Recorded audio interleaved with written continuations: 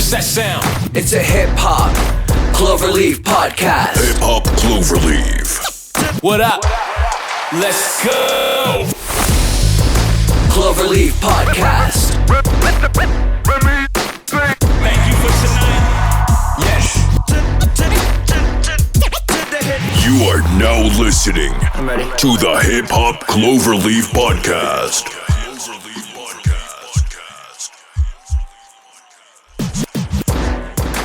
Yo, good morning, good evening, good afternoon, and good night, and welcome to the Hip Hop Cloverleaf Podcast. We are your hosts. I am EC. And it's your boy O. And today we have a dope lineup for you guys. We're going to focus on the B-Boying leaf. We're going to discuss the origins of B-Boying. And we're also going to introduce our very first guest on the show to Hip Hop Cloverleaf. He goes by the name of AB. He's an activist in the B-Boy community. And he'll be answering some questions for us about B-Boying and what it takes to do the dance. Let's go.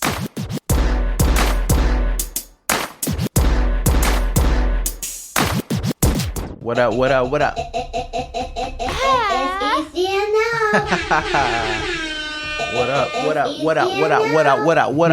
up, everybody? Welcome back to Hip Hop Cloverleaf. This is episode number 2, and we are talking about B-Boying. We're touching on the B-Boying leaf. But before we get into that, we're going to hit our first segment, which is called What's on Rotation. So, what's on rotation, Easy, man? what's been on rotation, man?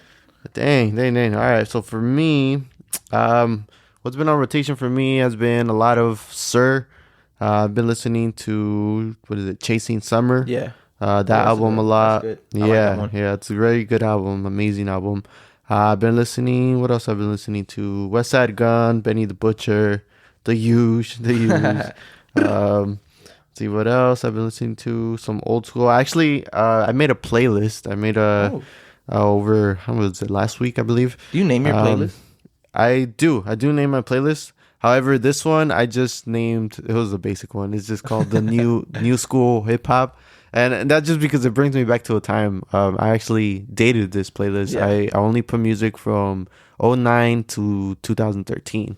Oh. And so it was just, I was from like 14 to like 17. Yeah. I was something like that. That's when you have the most time to get into music. Yeah. You have a lot of free time, and then boom, you get the chance to do your own research on what you listen to. I know I used to dig deep in LimeWire and find the LimeWire. and find Wow. a bunch of good stuff. I probably had like 14 viruses by the time I was looking for one song, but for me, I was gonna say my rotation. Ye Ali's been in heavy rotation. For me, he just keep dropping project after project after project. He's a great artist. He produces too. He produces on, I think, Jack Harlow's.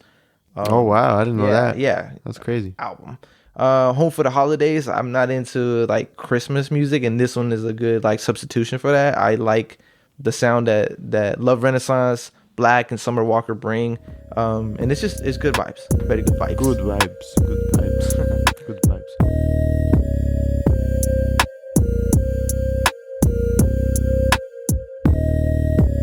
Yeah, let's get into so let's get into the main section for today. We got the hip hop origins. We're gonna be, as we said, touching on the origins of B-Boying. So kind of just to start, we're gonna start at the beginning. What it is, and how it came to be, the type of moves and stuff. So first of all, B-Boying, the term itself, it's called, it's short for breakboys, and basically when you B-boy, you see a lot of footwork, you see a lot of spinning moves, you see top or up rock moves, and that basically is what the hip hop culture is. And if you tuned in to our last episode of Hip Hop Cloverleaf, you can recall that we talked about DJ Kool Herc, the father of hip hop, and how he implemented all 4 leaves of hip hop in basically like in one at one time. He was MCing, he was DJing, there was breaking going around him, and there's graffiti going on. He introduced the break songs, and then the B-boys did that thing. Yeah. So I want to get into the styles of the different styles that there is in B-boying. First of all, I say pick up mostly power moves. However, there's more to it. There's 2 different types of styles that are the main ones. Yeah. And first off, like I said, the power moves, which involves a lot of combos. And then the other style is where there's more like individuality into it. A lot more style, a lot more footwork, and there's a lot of freezes into it. And basically those two are the different types of styles that you'll see most common in b-boying. The group Rocksteady Crew, legendary group, they're more of that style of the individual flavor. They put a lot of footwork, a lot of style goes into it. There's a move called the good foot. And the good foot was the first freestyle dance that incorporated moves involving drops and spins, and it resembled the beginnings of breaking. And so that's pretty cool. And actually, I believe this good foot move became popular with the song "Good Foot" by, who is it? James Brown. Yeah, by James Brown. So that's pretty cool. That's Rick James, not Rick James, not Rick James. Fuck your couch. B-boying was heavily inspired by kung fu films, especially by Bruce Lee. And so that was a big inspiration of how that goes into the moves, the style of that.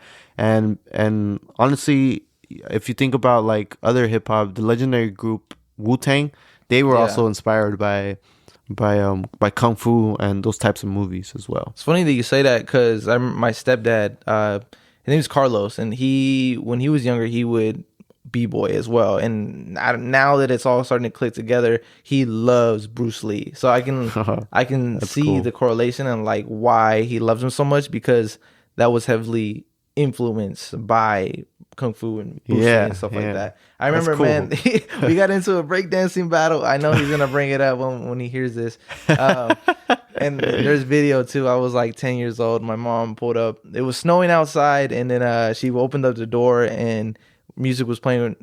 Jam On It was the song we chose to dance to. And it's funny, man. It's funny seeing both of us. I only had like maybe 3-4 moves up my sleeve. I could do a little spin, but it wasn't all that great. Dang, so you're a b-boy yourself.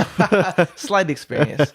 No, that's cool. But a lot of their moves will emulate fights against like the opponent, or burns were done with like a variety of different arms and body gestures. So it's kind of like you wanted to make them feel like you're doing something to them, which in reality you're not. And I can recall in that movie You Got Served, I remember, you know what? I used to break dance on the cardboard. I lived in some apartments, and there was a group of us all around the same age. We're probably like anywhere from like 8 to 12. And we'd always get involved with whatever movie was coming out. That was where we were into. You Got Served is one of them. And I remember we used to go dig into the recycling, get out a bunch of cardboard, lay it out, and then we would just do some of this stuff we saw in the movies. And I remember one of the moves was like, they get on like basically like all fours, and then you crawl up to the opponent like a dog, and then you lift your leg up and pretend to piss on them. The disrespect, dude. That's what I'm saying. Like, it's not really, I'm not doing nothing, but like it's just the move that's emulating that disrespect. And the winner of the battles is usually the person who has like a better choreographed moves, and like whatever just looks smooth and also looks just dope. You know, it's been said that like a lot of gang members during the time like we're watching that, and they're like, dude, let's get in on it. It's weird, but you know, the times are different. But that's how it was. And new moves are always being created, and everyone is always adding to the new style. So every time something were to happen, there was a battle and you lost, or you want to do something different, you'd go home, you'd practice, and then you come back even better, and you got like the world is your proving ground. Yeah, and like you said, it was constantly being, you know, created, being evolved. So I kind of want to touch on the evolution of b-boying, and you know, from then to now. And obviously DJs played a huge part in the b-boying evolution.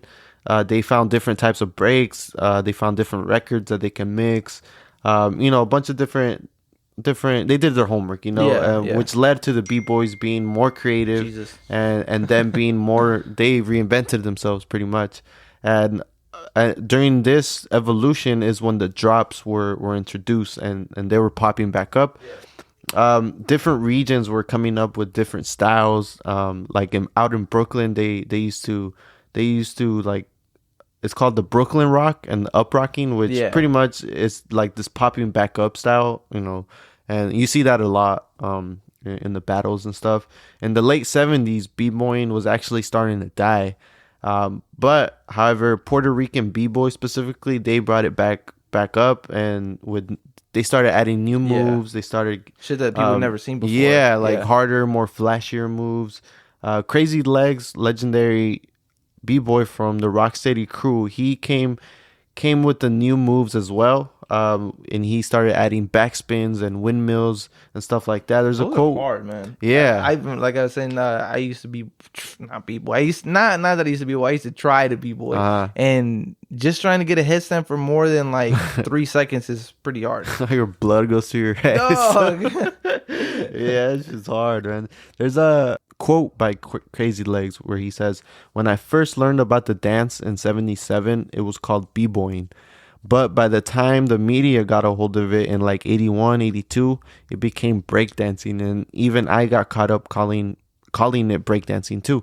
So that just kind of shows you the evolution, It's quick, even from just a few years back then. It had already been, taken to a new level. Richard Crazy Legs Collin, which is his real name, Richard Collin. He's, like I said, the member of the Rocksteady crew, and he's a big pioneer in this culture as well. I think I saw an interview. I think Red Bull had an interview with him. Yeah. It's pretty dope. Yeah, okay. And I want to read this article real quick. Not the whole thing, but just it kind of talks about the dance itself and b-boying. It says a basic routine might include top rock, a transition into down rock, also known as footwork, a display of power moves, and finally a climatic freeze or suicide. Top rock refers to any strings or any string of steps performed from a standing position, relying upon a mixture of coordination, flexibility, style, and most importantly, rhythm. It is usually the first and foremost opening display of style, and it serves as a warm-up for transitions into more acrobatic maneuvers. In contrast, down rock includes all footwork performed on the floor, as in the sixth step. Down rock is normally performed with the hands and feet on the floor. In down rock, the breakdancer displays his or her proficiency with foot speed and control by performing footwork combinations. These combinations usually transition into more athletic moves known as power moves. Damn. So that's pretty. Just that's that like in itself. It may sound easy, but I think this shit's hard, man. Like, even just getting the first up rock step. It like I said, looks easy. It's not. Yeah. Try it, fool. Try it. I dare you. I dare y'all to try it. Yeah, and this we're gonna link this article because it's great. If you guys want to check it out as well, it just goes into the different types of moves and explains them a little bit more. And it kind of goes into the battles and what those look like as well. So that was just a little intro of what b-boying is and how it came to be. And just kind of we explained a little bit more of what type of moves are involved and a little bit of what it looks like. So to give you a better understanding, we actually have someone who does b-boying and knows it firsthand. He goes by the name of AB and is repping the Formula Boogie crew. We have AB on the phone. Hello. What up, baby? What's up, baby? What's good, E? What's up, man? Hey, this is ET and O from the Hip Hop Cloverleaf Podcast, man. How you doing? We're good. How about yourself, man? How y'all doing? We good, man. We good. Beautiful day, beautiful morning. Everything good, man. Well, we're gonna say thanks for taking the call, man. We appreciate you taking time out of your day, calling and talking with us. Today's episode, bro, we're hitting the b-boying leap and the origins of b-boying. We wanted to call you to get your inside scoop on that. Cool. Yeah, I'm down for it. Appreciate that. Cool. Thank you for having me, man. Yeah, absolutely, man. So first of all, we just wanted to ask you, what is b-boying to you, and when was the moment when you realized that b-boying is your passion? B-boying to me is, I want to say spiritual in a sense because it's really a free in style in a sense because at that moment you're free. No, there's no rules, no boundaries, none to tell you what you cannot do. And to me, it's pretty spiritual in a sense because at times, you practice your moves, you practice, these footwork, this other stuff and everything, but at the same time, when you want to just not train for battle, but like you just want to just practice your moves, your movements. There's a part where you're gonna get to where it's spiritual, and it's just you're just moving for days. You're nonstop movements, and you're just letting yourself be free, and that's where you really expand your movements. You really expand your foundation, and that's how you start having creativity. Because that's people don't get that when you just really get into that moment. You just start being free, and you just start being creative and start learning new moves, and then you just never thought of trying it, and then you try a new move, and you're like, oh damn, I just did that. Oh yeah. Especially for me because I'm 220 pounds, and when I do something, I'm like, I just did that. Oh damn! I'm like, my body just flew. Wow. But what was the other question again? When was the moment that you realized that b-boy is your passion? Yeah. Oh, okay, yeah, sorry.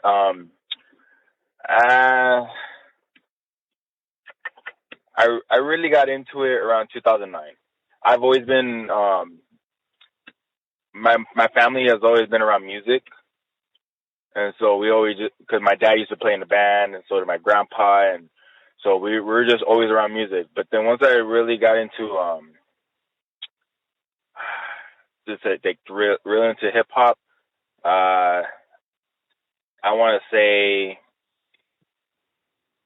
around 2008, I slowly started getting into it, like the real like mecca of hip hop. Like we're talking about like I'm trying to look for old school beats and stuff from like the 80s and 90s era, and yeah, like I was getting to that level. I was learning that and all that stuff, and then once 2008 came around, when I found my passion for it, honestly, bro, like when ABDC came around, yeah, I don't know if you all remember that, and the first crew, first crew, Driver Walkies, that got me into like, damn, like that was dope. And then what got me into it was just after that, I started getting into I talked to one of the old crews here in Woodburn, here in the city, and I asked them if they still train, they still battle, and they still compete or whatnot. Yeah, they still do. They still did at the time, and then that's when I asked if I can be a part of that. And then once I started getting into it, I started like practicing with them those late nights. I used to go there, bro, like at 12 at midnight, and I won't go back home till like almost 2 a.m. walking. Walking back home. Like I had no car, nothing like that. It was late nights, man. And man, that's when I really saw like this is my passion. This is what I really love doing. Because why? Because I'm not judged by anybody to do this kind of stuff. And then, these guys, they push me. They cheered me on. So it gave me a vibe where I just want to be around people like that. And, it was a great feeling. And then just, that was just the start from there. And then just kept going with it. Man, it was a crazy ride. Let me ask you, what kind of records were your parents or grandparents playing when you were growing up? What did you remember listening to? So my grandparents, my grandpa was in the Hano band. Oh wow! So, yeah. So he was in a real old school group here in Woodburn, actually, and he used to be one of the singers. And so I only heard him a few times, but then once I started getting older, I started hearing him more, just because of my grandma was playing from time to time. And then growing up, my dad was in a Mexican band too, here in Woodburn as well, and he was like pretty much the main singer as well. And then just from there on, I've always been around music, and so it's always been influenced me. And to kid you not, man, I was like, I kind of wanted to get into it, but then it was those type of things where I just tried it for a sec, and I didn't really like it. But it was just like, I wanted to do it, but then it was like, nah, you don't really need to do it. What kind of instruments? Like drums. Well, because my dad had all instruments, like drums, guitars, left in the garage. And so I'm just like, you're a little kid, and, you're curious about everything, and you touch everything. And so I'm all touching the guitar, I'm all touching the drums. I'm like, man, I even know how to play this stuff, and I'm already touching it. I'm like, I'm about to break this. Yeah, man, the times are crazy back then. Like, it's crazy because everything was all mixed up in a sense, and I just try to go along and try to grow up as a kid. But then once, we had our times, and so it was just like I didn't know what else to do. And once growing up, I just started bouncing around sports, getting into trouble, and and then once I got into my teenage years and I started seeing b-boying, I was like, nah, I don't want to cause trouble no more. I just want to do this. And that's what kept me busy the most. So you're repping Formula Boogie Crew. If one were to watch you guys battle, like what type of style would we expect if we were to watch one of your guys' shows? So when you see us battle, we're a traditional crew. So what that means is that we keep our moves like traditional. I mean, we don't. There's a lot of different styles of different crew what they do, and like let's say there's a crew out there in Cali, and they're known for a lot of tricks, a lot of flexible moves, and and then there's another crew that's known for just power moves, which is head spins, windmills, and all that. And then you got your other crews are like they're creative, freestyling, and they just go with the flow. And then you just got other crews that just like to cipher. And what cipher is that they just battle. No hype moves, no gimmicks, nothing like that. Just pure battle. Like whatever goes with their flow. But with my crew, when you look them up, we keep it traditional. We're hard. We're very foundational. Explosive, I tell you that. But we keep it our traditional '90s movement. Late '90s, early 2000 movements.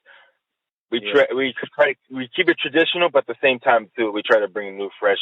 We try to refreshen our moves all the time and try to be creative and just be outside the box. Try to stay outside the box as much as we can, but don't forget what we have, what we've created. So staying on that foundation, I like it. Hey, for those of us who never experienced a competition, can you run us what a competition looks like and like how a battle goes down?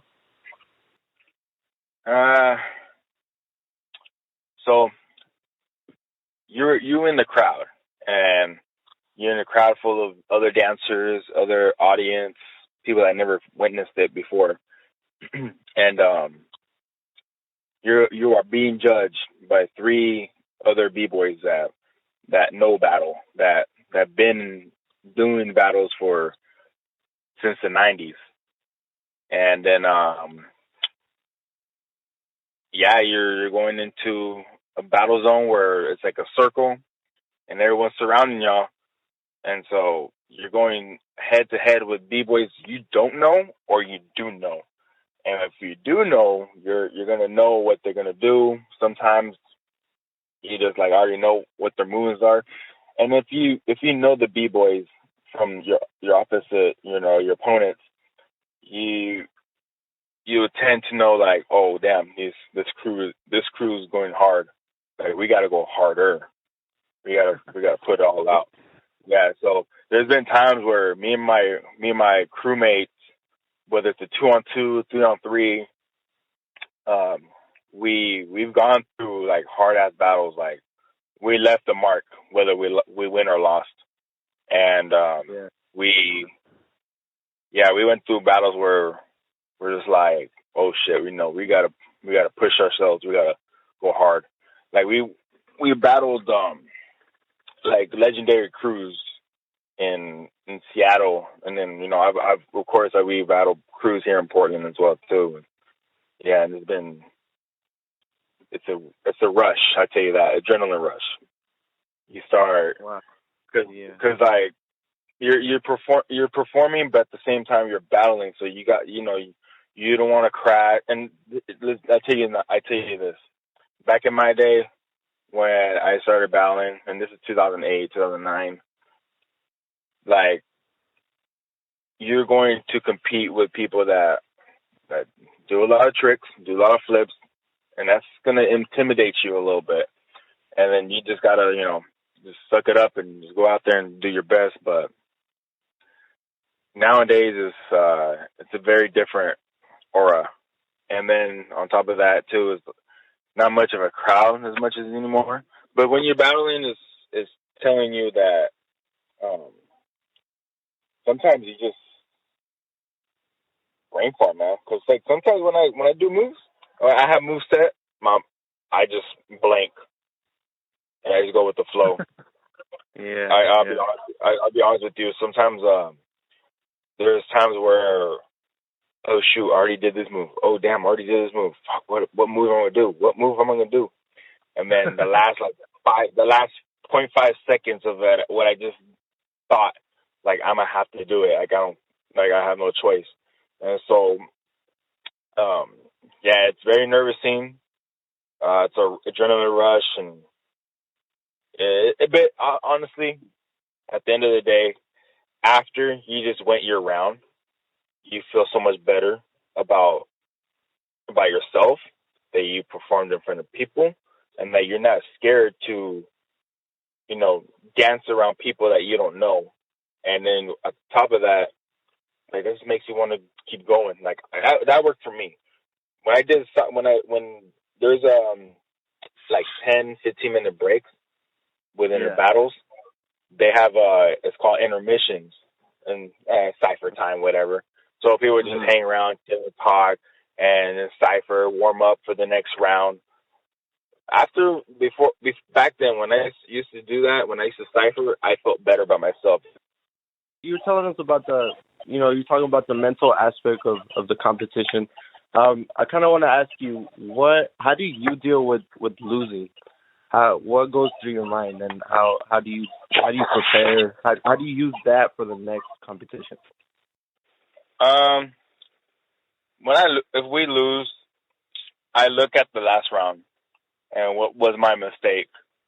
And I made mistakes before, and I'm just like, fuck. But excuse my language. But I look back at the tapes, or I look back at what we recorded from, and I'll see like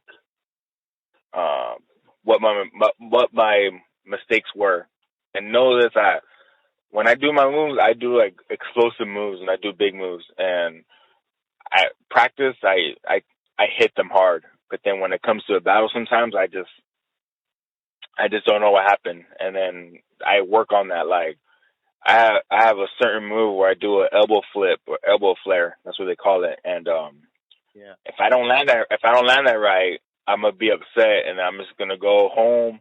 And the next day, I'm gonna train. I'm gonna keep doing that move until that move is like a natural move to me, like as walking.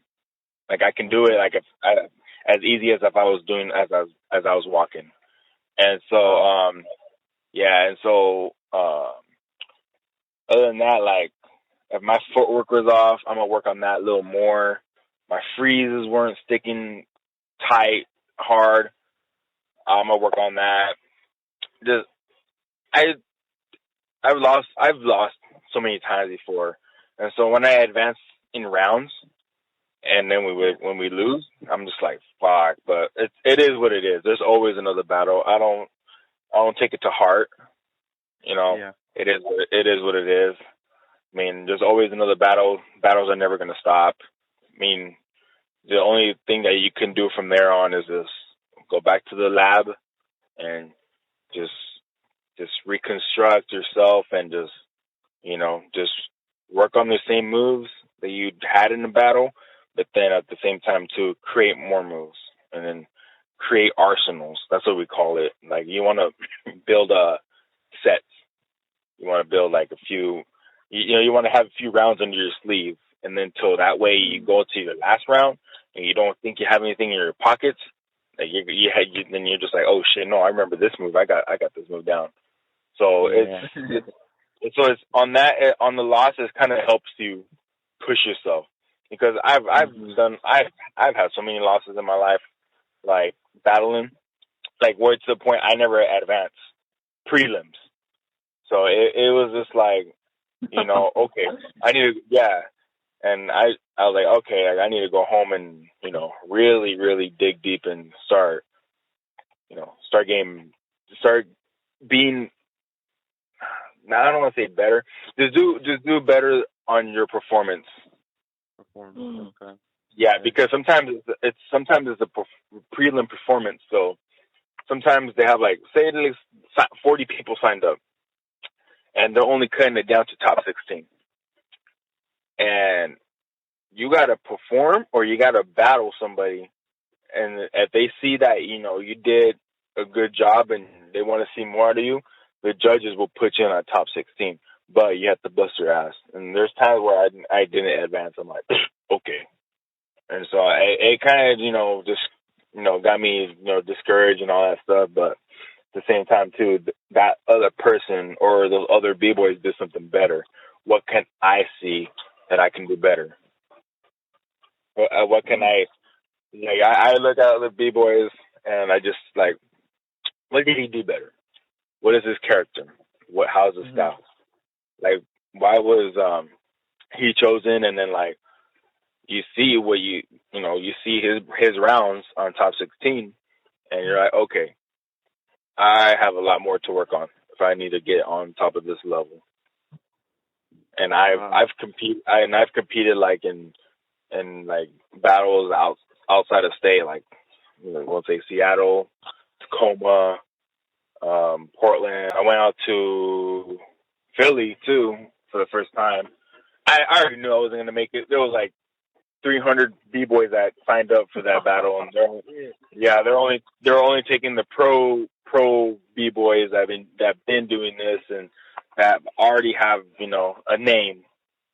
And so I was like, and then but seeing all those pro B-boys, it made me like inspired and just like, okay, if I can see something from here and I can take it back home, that's going to help me better. That's going to help me way more to train, to work on my foundation, to work on better movements. And, you know, time will come.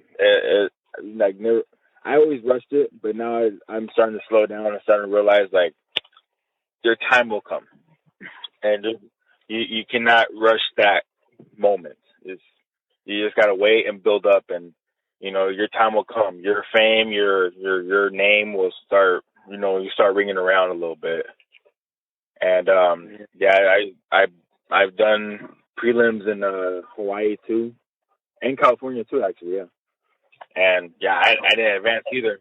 We're talking about, like, I'm competing with pro B-boys. Like, I'm just like, man, you know, but like, I get inspired, and the thing is, it's cool. Like, I'm doing what I love, but I see other B-boys from other cities, and it's like, what can I learn from here? And then another city, another state, what can I learn from here? And then what can, it just goes on, and it's like, okay, now I know what I need to work on. But at the same time too, we, like I said about what my crew is based on, and like how our movements are traditional. I try to keep it traditional and not do anybody else's moves, because that's what we call biting. And if we do somebody's move that we saw from another city or the same city, and the movements are exactly the same, that's what we call a bite. Like you copying my move. Yeah. Has there ever been a fight that's broken out during a battle? Back in the days, yeah. back in the days, there was. Yeah, man. It's crazy drama, and it's cool. It's crazy because like we all created a scene. Like I got down with the scene since 2000. Like I really got into like the Northwest. Like started meeting other b-boys in Portland and Beaverton, and then we all come for one jam, one battle, and we all started to get to know each other and all that. And that's when I started really getting down with the scene. And once I started like seeing more b-boys coming in, like there's been quite a bit of drama, man. I'm just like, damn. And then and then that's when we go back to the cypher battles.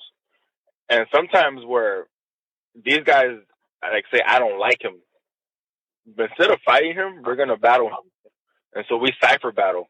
But then sometimes it gets too heated where one guy gets in the other guy's face, or the other guy just pushes him, and then one guy's talking smack, and then just like calling him a biter, and then just keeps talking. One time I remember seeing two guys cypher battle, and then that cypher battle didn't even last like 5 seconds. One guy pushed, and then the other guy just started throw blows, man. Just start throwing blows, and these two guys had to get into it, and then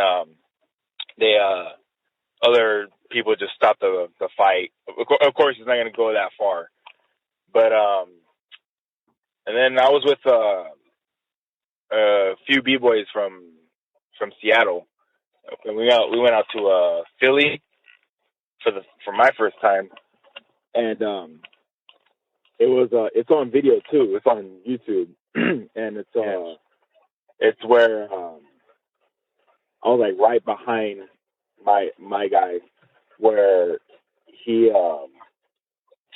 did his sets, he did his move, and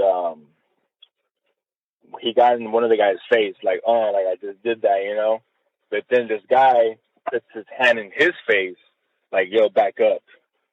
And then that's when he kind of took it mistaken, where he kind of got slapped. And so my friend, my friend slapped him back, and then that's when everyone got into it. And me and the other guys that we were together with, we got up too. We're like, oh shit, we better go get him. And then and this was like on top of a stage. Like this issue was like, oh damn, it's about to go down. I mean, they stopped it right away. But it was just like within a split second, man, they can get heated, bro. Like that's how crazy it gets. Dang, that's wild, man. That's wild. Yeah. Yeah. All right. So just kind of switching gears here. Breaking has officially been added as an Olympic sport. I wanted to ask you what are your thoughts on that? I heard about that. It's cool, man. I mean, it's getting our breaking is finally getting recognition for what we do. And honestly, like these I think it couldn't gone far without these non-profit organizations that have been donating into breaking.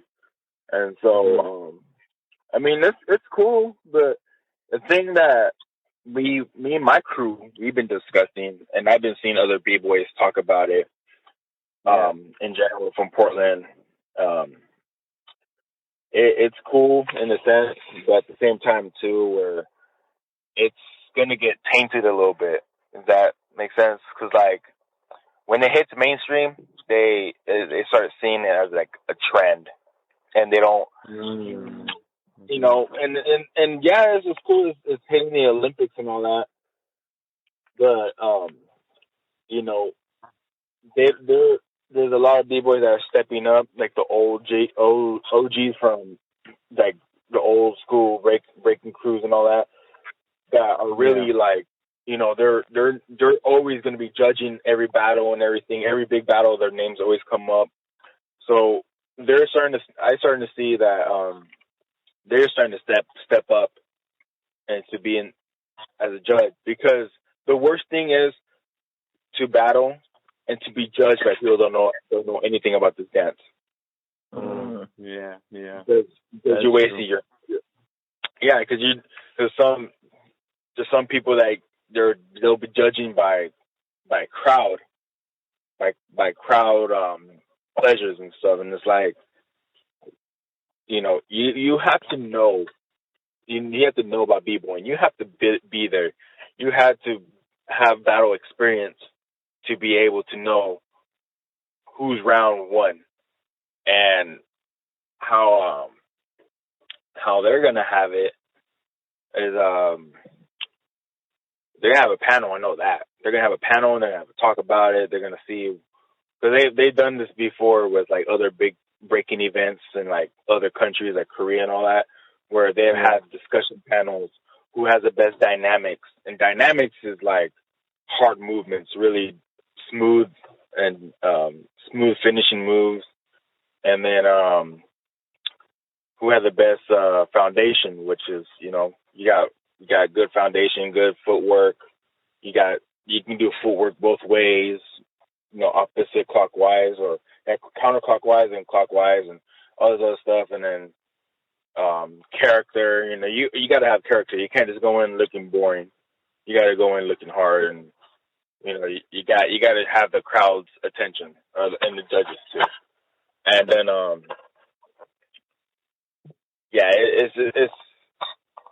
it goes a long way, but I think it's gonna head in a good direction.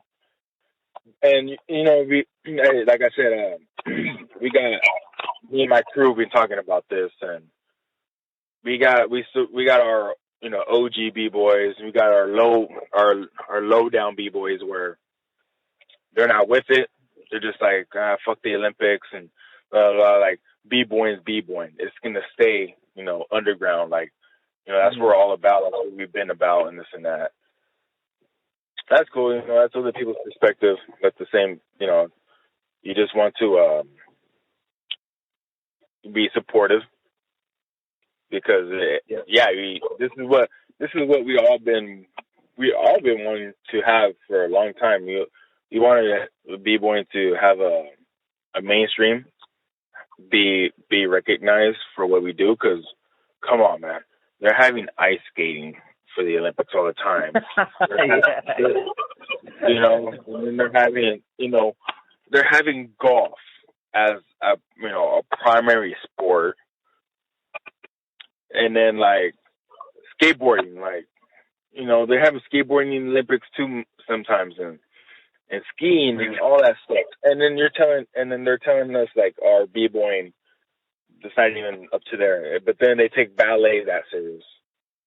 And it's like, bro, if you actually know what we do, different, and know the injuries we've taken on to, you know, to do what we do now, it's like you got to understand, like, this shit ain't easy. This ain't easy as ballet. I bet ballet is hard, but b-boying is way more harder. I tell you that.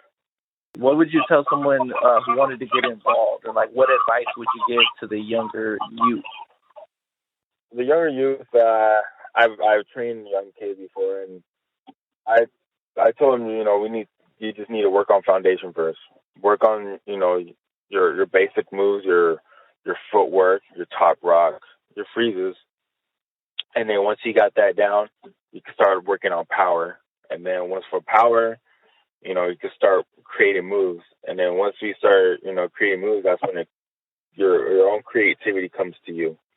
So, I always tell young b-boys, like, if you're gonna get into this, you know, just, you know, take it serious. Because at the same time too, I've seen so many b-boys started and just fell off. Why? Because they get discouraged of losing, or they get nervous of battling in front of people. It's gonna happen. It's gonna happen. Just it's only you that can overcome that fear. And at the same time too, it's a start. So don't expect, hey, you're gonna win a battle within like 2 months. No, you gotta, put your name out there. You gotta build a name. You gotta get the people's attention. You gotta kill shit. You gotta kill it when it comes to a cipher and a battle. And I always tell younger b-boys too. I always tell them this, that look up to your your favorite dancer. If you don't know anything about this dance, I suggest you start researching and start looking up YouTube. Like everybody can be access to YouTube now.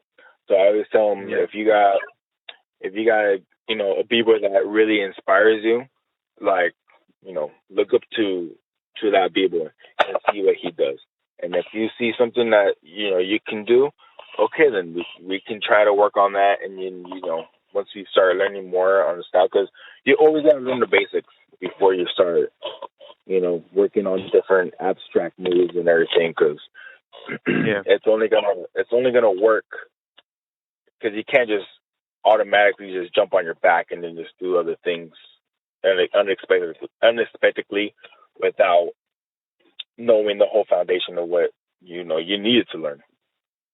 How to get on the ground, how to start doing footwork, how to start doing this, because you can only get so far in a battle when you only work on like 2 moves. So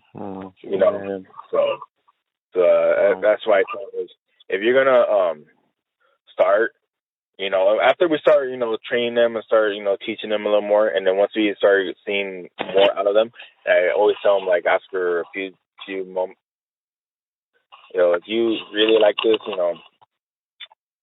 look up to your favorite b-boy, because there's a lot more dancers out there. Start watching videos and just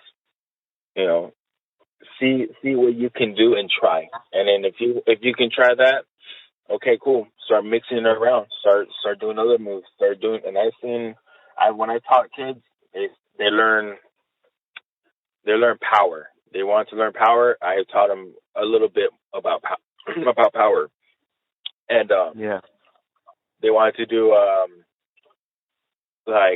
freezes. Okay, I'll teach them about freezes and how to hold them, how to tighten your core, how to you do air chairs. I had to teach them a little bit about that, but then once they started seeing like b-boys, other b-boys doing that, they started they started learning that real quick. And so when I saw that, I'm like, okay, then I am doing something right. I'm just teaching them the foundation and the basics.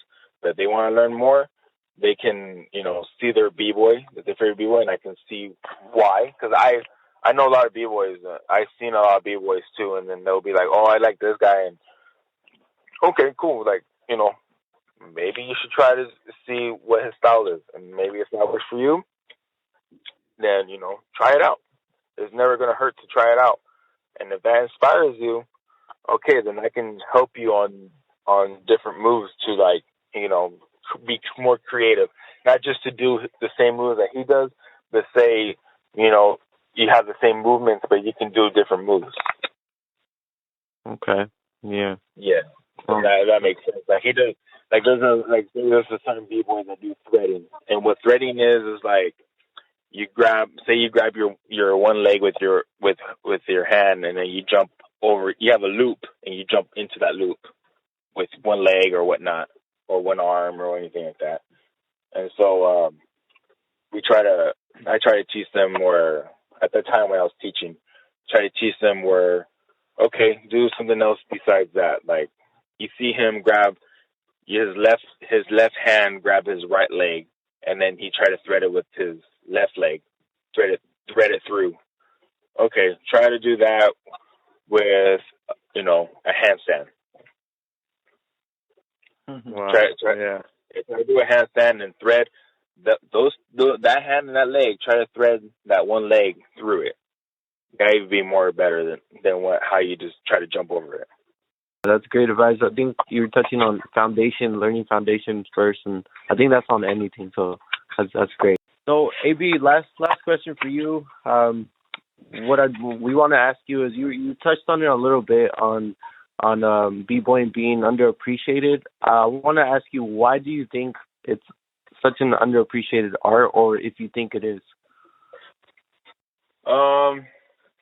Because I feel like when it comes back, we go back to the roots, and they always saw b-boying as like a gang thing. A lot of like corporations, a lot of this, a lot of that. They started seeing it as a gang thing, and it's never to that. It never was. And then I think it's on our part as well.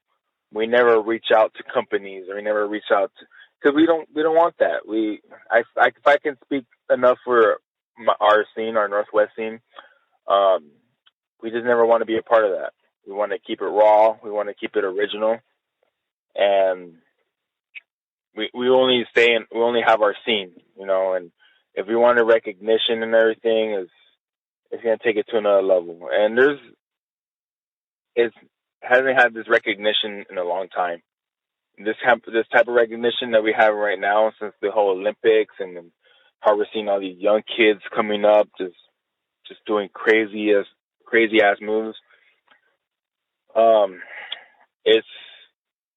I just felt like the social media took part of it, and kind of helped out a lot, because that's getting recognition from like the big corporations, and like we're talking about there's a squad that's called Monster Energy, and they're sponsored by Monster Energy, the brand and all that.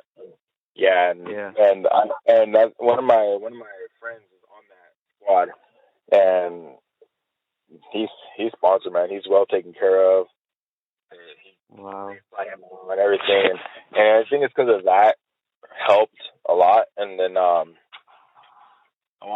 then Red Bull BC1. There's another group called Red Bull BC1 All Stars, and it's another squad as well. And then I think it was starting of 2014. There was a corporation called UDEF, and they try to invest in b-boying. They try to invest in b-boying, and they try to make it mainstream. Try to keep it like a professional stage and all that. Like you're performing on a big stage, and they're investing millions of dollars into our dance. And so I think that helped get recognition from them, because we're talking about a Wall Street guy putting money into this whole organization, this whole b-boying and everything, and he's inviting b-boys from across the country. And once he did that for the next 4 years, I felt like that's what helped get recognition. And now we're seeing like a lot of sponsorships come into play. They started seeing a lot more in us in b-boying, and then now that we're in 2020, now it's getting that much recognition. It's just because we're having so much battles all over the world. It's taking it to a new height. And man, that's how far I can talk on it. Just because I'm not really on the set on what they for the whole scene around the whole world. Yeah, for sure. Yeah. So, AAB, before we close out the interview, we want to give you the floor. Is there anything that you would like to say to the hip hop community? Far and foremost, shout out to you guys for having me on here. It was a great experience. B-boying's here to stay. It's never gonna die. Hip hop is here to this day. Whether it changes or how it elevates, we're always going to keep it original to straight roots. Shout out to my crew, Formula Boogie crew, whole Northwest scene. The only last B-boy out of my city, Woodburn, to be repping my city and repping Northwest with my crew. And I can back that up. I can talk to any other dancer that I used to talk to, and I can back that up. So, but other than that, if anybody wants to contact me, they can contact me. Art of Fades on my Instagram, BBoyAB. Thank you so much for taking the time to talk and answer questions with us and giving us an insight on your perspective. We greatly appreciate it here at Hip Hop, and we'll make sure we give you a big shout out at the end. Definitely, brother. Appreciate y'all. Thank you for having me. For sure, man. Take care. Stay safe, man.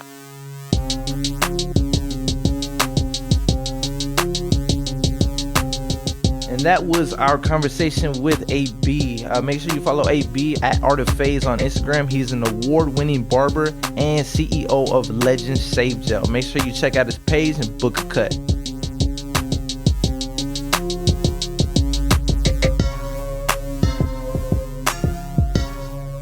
All right, so that was our show for today. Oh, well, how do you feel about b-boying, man? I definitely, after talking with AB, I feel like it's more than I thought it would be. I think there's so much more involved that I didn't know that I appreciate a lot more, especially when he was talking about like the battling and how he deals with losing. Like, damn, I could have done this better. Like going back and practicing your move until it becomes like walking. Like I think that in itself is tough, but then, you know what I mean? Like he was talking about the adversity that he had to go through with losing. I kept losing and losing and losing and losing and not advancing. It's just all the prelims. I couldn't make it out of the prelims.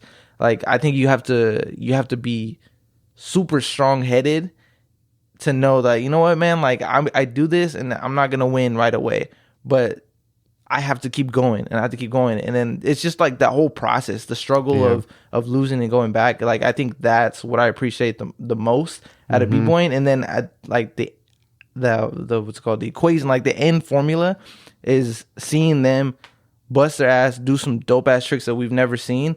And then, yeah, just appreciating all that. I think that all goes into hip hop. No, it really does. Really does. Another thing that stood out with the interview with AB, also the what's it called, the advice he had for younger people trying to start, b-boying. One thing he said is learn the foundations. I think that really stuck with me. And anybody listening that might want to be getting into b-boying, that's a great key to take away. Learn the foundations, practice. And as O was saying, it takes a lot of hard work. You got to be strong-headed. You're not gonna get results, right away. It gets better overnight. Yeah. You have to keep practicing, and I think AB, that's someone who understands that. So many years he's done it. I think that's great advice for the younger people. Before we close out today's episode, Hip Hop Cloverleaf wants to thank you for listening and being a part of our journey. To show gratitude, we're hosting a giveaway for the Hip Hop Cloverleaf family. February 24th of 2021, which is 2 weeks after launch, we're going to be giving away a vinyl, and it's Kendrick Lamar's To Pimp a Butterfly. In order to enter the giveaway, here are the steps you must follow. 1, you must subscribe to the podcast on any platform, that is Apple, Spotify, Google Podcasts, or any other platform, and take a screenshot of you being subscribed. 2, post it on your story on IG or Facebook and tag us. We will announce one winner on February 24th on our episode, so make sure to tune into that episode to see if you won. We will contact you via social media, and you will have 24 hours after that to claim your prize. Before we leave, before we end the show, I do want to mention there are some pretty dope b-boy documentaries out there. A couple of them, if you guys want to check them out. No, they're not paying us. These are old, so I'm just putting out there. One of them's called The Fresh Kids, A History of the B-Boy. Another one called Inside the Circle, Turn It Loose, Planet B-Boy, Bouncing Cats, and B-Boy for Life. Just old school documentaries if you want to learn a little bit more of what we talked about on this episode. That was our episode for today. We gave you a little insight, intro of b-boying and how that came to be. We had our good friend AB give us an insight and answer some questions for us. Subscribe to our podcast if you like what you hear. Follow us on Twitter and Instagram at HHCloverleaf for more content. Be sure to check out our hiphopcloverleaf.com for bonus content. Next episode, we're going to be talking about graffitiing, and we have a little surprise for you at the very end, so check it out. Shout out AB for being on the show. Shout out B-Boy. Thank you everybody for tuning in. You could be anywhere in the world right now, but you're here with us, and we appreciate that. This is Hip Hop Cloverleaf. Peace.